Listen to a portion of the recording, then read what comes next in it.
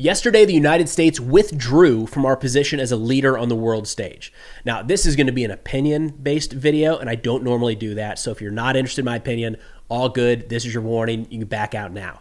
But I've seen a lot of things happening in the last few days that really make it look like the largest shift in the U.S. national security landscape since September 11th, 2001. I mean, if you go back to the 9/11 attacks with the planes crashing into the towers and the Pentagon and a field in Pennsylvania, that singular event or series of events really changed us from a nation at peace to a nation at war. And that war, the global war on terror, has largely shaped the world we've grown up in over the last 20 plus years. But I have a feeling that at some point down the road, we're going to look back on this period of time, maybe even yesterday, February 12th, 2025, and say right there is when things really changed. Now, the way I'm going to address this today is by looking at a diplomatic, soft power, and hard power or military force issue that have popped up in recent days. You'll notice I'm not getting into economics. It's not an area of expertise for me, not by a long shot. So rather than talk about something I just don't know that much about, I'll leave that one up to the experts, recognizing that not going into that very well might leave a significant hole in my analysis. Now, to clarify, I'm not saying that the United States is going full-on isolationist, just that we're stepping back from what is pretty clearly a leadership role on the world stage, especially when it comes to Europe. And I think I'll show that throughout today's video. Now, there has been an argument, and this has been going on for a long time, about a shift to the Pacific and more resources dedicated to Asia in general. We'll see. And if that does actually happen, it hasn't yet, then there will be a viable debate of, does that shift and the movement of resources and attention to Asia from Europe, does that help the United States, benefit us long-term, make us stronger, more influential around the world? Time will tell. Maybe something we'll have to come back to. Now, starting out here with a statement yesterday from President Trump, he spoke on the phone with Russian President Putin. Big picture, I love that. I think that's a good thing. I am in favor, personally, of more communication across the board. I think with the Biden administration, this was actually a problem, that they essentially ceased all communication with Russia because that came across more like a minor punishment than any sort of real strategy. And you're certainly not going to win a war or end a war with minor punishment. So I think it's a good thing when countries and individuals and leaders of organizations are actually able to communicate with one another. So anyways, in Trump's statement yesterday, he said a couple key things here that I thought were interesting. First off, he talked about how he's maybe going to visit Russia and Putin might come visit the United States. And when they wrap up this call, he said his next call is going to be to call President Zelensky of Ukraine to inform him of the conversation. And he did end up doing that. We also had a statement from Trump talking about his call with Zelensky. So we know that happened. But there's a couple things that I think are worth highlighting here. First off, the order of the call might sound insignificant, but I think it's worth putting that in a little broader context. President Trump yesterday called an adversary of the United States before an ally when trying to help sort out a conflict between those two. That is not typical.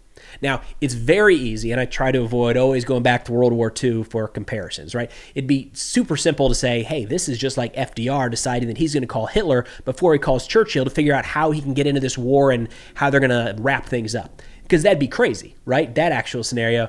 But I think it's better to go to something more recent. So let's jump back to October 8th, the day after Hamas carried out their massacre in southern Israel. And let's imagine that U.S. President Biden, the president at the time, put out a statement and said, hey, everyone, just so you know, I just talked to Ismail Haniyeh, the head of Hamas. Great conversation. We talked about a lot of different things. And we both agreed that we got to get this war to stop. It's got to end. So I've invited him here. He might come here to the United States. I also might go there to Qatar.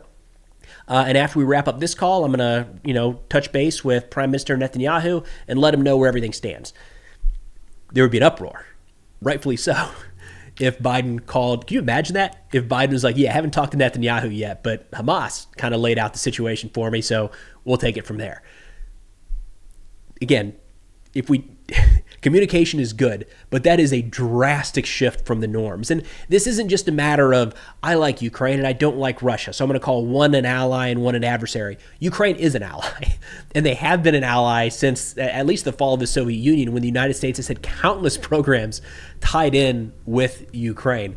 Also, Russia is an adversary, and they have been for a long time. This also is not just, I woke up today and was like, I don't like Russia. We can go to the most recent national defense strategy published by President Biden, we should say, that lists Russia as an acute threat. Now, these only come out every 4 years. So the last one prior to this was actually 2018. So we can go, this was under the Trump administration, to where they say that China and Russia are the principal priorities for the department, the Defense Department, and require both increased and sustained investment because of the magnitude of the threats they pose to U.S. security and prosperity today and the potential for those threats to increase in the future. Russia is an adversary, still viewed as a threat by all measures across the government. So it is pretty significant that the first call in trying to wrap up that conflict is going to Putin, the invader, the aggressor, and the adversary, rather than Zelensky, the country trying to maintain their sovereignty on the defensive and a relatively long-standing U.S. ally. You could argue that maybe they're not as strong of an ally as Israel or whatever it might be, but they are an ally. That is a big change in the diplomatic sphere, and it might show for the first time kind of a shift away from our traditional allies towards, in this case, Russia and maybe others. Now, I understand an argument here could be made to say, those are just words. Trump says a lot of things, and you can't take everything he says seriously. And I got it. He does say a lot. It's really hard to keep up. So let's shift over to what has actually been done so far. Now, this was not in the last 24 hours, but it's kind of still in the process of playing out. We're shutting down USAID, United States Agency for International Development. Very small budget item in the U.S. government, like 0.7%, I think it is. But a lot of attention on this one in recent days. This is U.S. soft power. It's one of the elements of U.S. soft power. And when I say soft power, I'm talking about essentially getting things done without using our military, right? So finding ways for countries to like us or view us in a favorable light. So maybe a government or economic or business decision can be made that benefits the United States now or sometime in the future. Now, as an American tax-paying citizen, I will say 100% every single agency in the U.S. government has some degree of waste. Without doubt. There's probably some fraud, just given the magnitude as well. I hope all of that is done away with. I want every single dollar that I have to give to the federal government to be put to good use. Every single dollar. So as DOJ is going through all of these and finding discrepancies, great. Find those problems, make them known. Let's find a way to rectify that. With USAID, it was just completely shut down. Now, to give you an idea, USAID operated in a lot of countries around the world.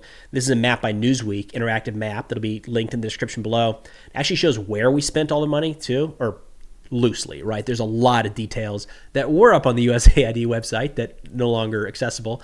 But either way, it kind of gives you an idea. A lot spent in Africa, South America, some in Asia, some in Southeast Asia, or some in Europe as well. But a way to think about this is, let's imagine that the U.S. doesn't do anything out of the pure goodness of our heart. Unfortunately, that was the argument that a lot of people led with when USAID was originally kind of being brought down about a week ago. The stark reality, and we have seen more lawmakers bring this up in recent days, is this is our soft power tool. So maybe we invest $2 million in an AIDS clinic in a country in Africa that also happens to be home to significant rare earth minerals that we want. All right. So if we're the only ones providing AIDS medications in that village, and like, you can see where, oh, well, maybe that contract should go to the United States instead of China or Russia or somebody else or whatever it might be. That is soft power, right? It can be at times hard to measure. I got it. But it is a key aspect of our role, kind of sitting in the top role of the world over the last few decades at the very least. Now, our backing away from that, stepping away from soft power with USAID, just opens the door for China. So it's not like that soft power just dissipates, right? And then China's got to find a way to, maybe they'll do it, maybe they won't. Think of all the organizations, again, on that map that now no longer have funding. And they need it because they've got people lining up that are going to die if they don't get certain treatments. China, if I'm China, I'm hammering the phones day in and day out, sending people abroad, left, right, and center to those agencies, cash in hand to say, we got it. Looks like the United States is out. We're going to step in and we will pick up operations from here. The infrastructure is there. The people are there. The patients are there. And do you see how quickly that would shift perception to not just from positive to negative for the United States, but from neutral maybe, or even negative to positive for China? That was a layup for China. And who knows? Maybe they go in, they certainly have the money to do this, but maybe they go in and they offer 50 cents on the dollar. Or maybe they can do it for cheap. Or maybe we were just spending way too much money there. No doubt that's a possibility. But we just kind of offered up the entirety of the soft world, or the soft power around the world and said, China, would you actually like this instead? And all indications right now are that they are doing just that because they're not stupid. And they see the opportunity, so why not take it? If roles were reversed and China walked away from a bunch of programs, you better believe, or I would hope, that we would step in there and try to pick up where they left off. Now, I understand a look at this and saying, this is soft power, this is woke. Who needs that? We have the biggest, baddest military in the history of mankind. What we'll do as the big bad USA is we'll threaten countries, and when they don't do what we want, we'll bomb them. I don't think we're going to do that either. Actually, we're kind of seeing what appears to be a bit of a drawback on the military front. What I mean by that is looking at some statements yesterday from the new U.S. Secretary of Defense Pete Hegseth at the NATO headquarters in Brussels, where he said a lot of things about the future of Ukraine and NATO and what this war might look like. But this one I want to call out specifically. He said, quote, and he read this from prepared remarks. So this was not off the cuff. All right, this is something that they went into. He would have either gotten directly from the president and his team, or at the very least cooperated with the president to put these statements together. Quote, we want, like you, a sovereign and prosperous Ukraine, but we must start by recognizing that returning to Ukraine's pre-2014 borders is an unrealistic objective. All right, there's a lot to unpack here, and I want to start by looking at a map to give you an idea of the territory he's talking about. We've got all of Ukraine here. This area in the pink and the red is essentially what is occupied by Russia right now. So when he talks about not returning to their 2014 borders, this purple area here, Luhansk and Donetsk, and Crimea down here, this was taken by Russia in 2014. So Hegseth's statement is essentially these purple areas are off the table. Now, anybody who's been following this war knows that any analysts that were actually putting time into this have never really suggested that Ukraine has had the ability to push the Russian military out of Ukraine by themselves. They haven't had the manpower, the equipment, the resources to be able to do that. It's just not in the cards. There was one time a couple years ago when Prigozhin had his march to Moscow and it was like, I don't know, dude might actually topple Putin. And if that happens, anything's on the table. It's a black swan event, and it didn't even happen then. So realistically speaking, Ukraine cannot push Russia out of their territory. The brave Ukrainian warriors sacrificing their lives day in and day out can inflict significant damage on the Russians and slow them down to a pace that nobody expected a few years ago. But to actually go on the offensive and push Russia out, it's not in the cards. Not in the cards without some degree of support from the West, NATO, and or the United States. Now, there's a lot of different directions that could go, everywhere from sanctions or saying we don't approve, Mr. Putin, of what you're doing, all the way over to, NATO tanks and aircraft rolling through the Donbass, pushing Russia back into Russian proper territory. A lot of that has not been done throughout the middle, but you should note a lot also has not been tried or really considered. There's a wide range of possibilities here. But what that statement from Hegseth is saying is essentially this territory that's been taken, it's yours. Now, this is sovereign Ukrainian territory. This is not some disputed island out in the Pacific that is uninhabited and a bunch of different countries claim it because their fishing boats happen to drive by it every so often. In fact, what Russia did here is they pushed into this territory, and in 2022, they held essentially sham referendums, elections. They pushed all the Ukrainians out, and they said, those of you who remain, they held them at gunpoint, or the elections were at gunpoint. They said, why don't you vote now and tell us if you'd like to be Russian or Ukrainian? And the United Nations even looked at that and was like, guys, what are you doing? It's like 98% voted in favor, and they celebrated it. And again, like the entire United Nations was like, guys, this is at least try to make it a little bit believable, right? So there's a map here showing when the United Nations condemned this vote, and you'll see that it was 143 to 5, and a bunch of countries abstained. But this is why it's such an important statement here. This was a direct violation of the international rules and laws of armed conflict and kind of just the international norms. You don't go into a country and just take their land and say, now it's ours. But that appears to be what we're moving towards. So of all of the countries that voted to say, yeah, this is okay, we have Russia, which, okay, they voted for themselves, Belarus, which is essentially a proxy state of Russia, Nicaragua, North Korea, and Syria. This was done under Assad, back before he got pushed out of Damascus by HTS and Jelani and fled to Moscow, of all places. So essentially you've got only Belarus and Nicaragua that saw these annexations and were like, no, actually that's legitimate. That checks out.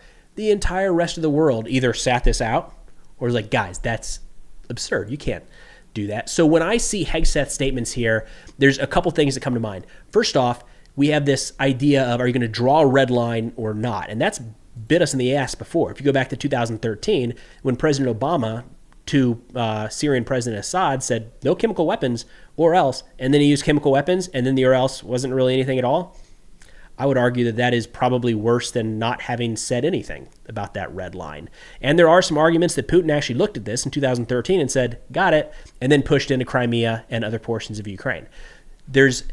That's the one example. The red line over here, and there's a lot that comes with that. It appears that what we're getting from Hegseth's statement yesterday is actually no repercussions. It's yours, Russia. You now own that. Ukraine is not going to be able to take that territory back. And when I hear that statement, a couple things come to mind, and I'm not entirely sure what the right interpretation is here, but I'm not sure it matters. One, is it that we cannot, even with Western support, push Russia out of the territory that they have illegally conquered? Or is it that we will not push Russia out of the territory they have illegally conquered? To me, the interpretation there doesn't really matter, because in both cases, it is a noticeable step back from the world stage of the United States saying, not getting involved here.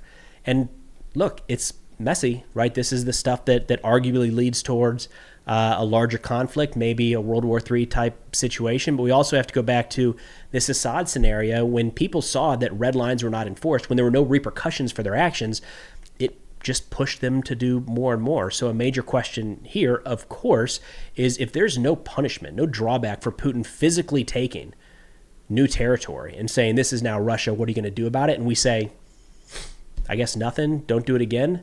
What are the odds they continue and try this either in other portions of Ukraine or in other portions of Europe?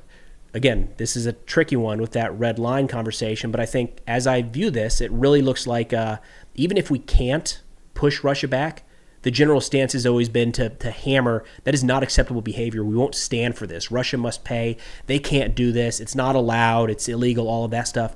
None of that language was used. Instead, it was just Ukraine cannot take their territory back. And seems like we're just kind of backing out of this entirely, which did actually send some confusing messages to Ukraine for what it's worth, because part of Hegseth's statements there were that that Europe needs to take charge here and really, secure their own future security, but at the same time, the United States is going to negotiate an end to the war between Russia and Ukraine. So it's very mixed signals right now in a lot of ways. But again, I think what we're seeing is the largest shift in U.S. national security policy and the conditions on the ground in a long, long time. From diplomatic to soft power to hard power, it really looks like we're kind of stepping back. It's not clear that void is, it looks like that void is either going to be filled by Russia or China as it sits today. But again, entirely an opinion piece, so we'll have to see how this shakes out. But that's all I got for now. Thanks for watching, and I'll see y'all next time.